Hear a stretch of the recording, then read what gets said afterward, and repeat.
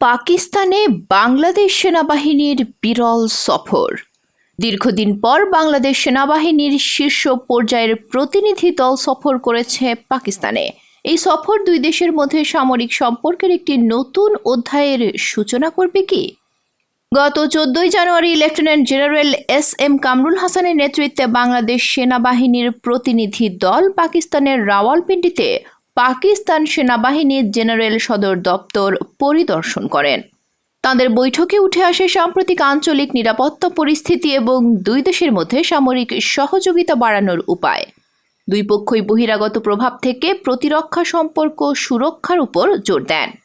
শেখ হাসিনার 15 বছরের শাসনামলে দুই দেশের সম্পর্ক স্থবির ছিল, তবে সাম্প্রতিক রাজনৈতিক পরিবর্তনের পর বাংলাদেশ পাকিস্তানের মধ্যে কূটনৈতিক এবং সামরিক সম্পর্ক উন্নত হতে শুরু করেছে।